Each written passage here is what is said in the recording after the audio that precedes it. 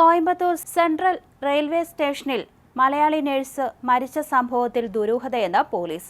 കോയമ്പത്തൂരിലെ പ്രധാനപ്പെട്ട സ്വകാര്യ ആശുപത്രിയിൽ നഴ്സായി ജോലി ചെയ്തിരുന്ന രേഷ്മയെയാണ് കഴിഞ്ഞ 25-ാം തീയതി സെൻട്രൽ റെയിൽവേ സ്റ്റേഷനിലെ സുരക്ഷാ മേഖലയിൽ മരിച്ച നിലയിൽ കണ്ടെത്തിയത്. മാധ്യമവാർത്തകൾ ശ്രദ്ധയിൽപ്പെട്ടതോടെയാണ് പാലക്കാട് സ്വദേശികളായ കുടുംബാംഗങ്ങൾ യുവതിയെ തിരിച്ചറിഞ്ഞത്.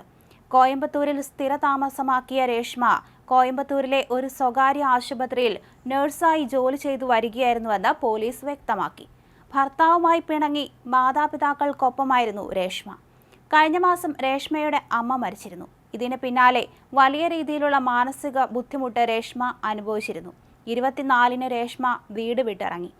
യുവതിയെ കാണാനില്ലെന്ന പരാതിയിൽ പോലീസ് അന്വേഷിച്ചു വരുന്നതിനിടയിലാണ് ചെന്നൈ സെൻട്രൽ സ്റ്റേഷനിൽ ജീവനൊടുക്കിയ നിലയിൽ കണ്ടെത്തിയത്.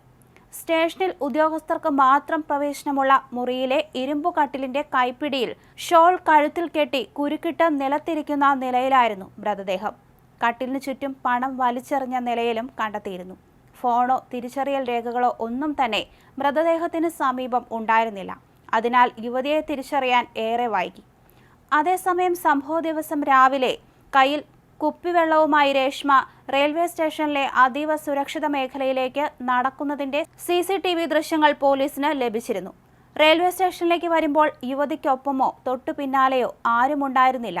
അതേസമയം സുരക്ഷിത മേഖലയിലേക്ക് രേഷ്മയ്ക്ക് എങ്ങനെ കടക്കാനായി എന്നതിൽ കൃത്യമായ വിശദീകരണം നൽകാൻ പോലീസിന് കഴിഞ്ഞിട്ടില്ല.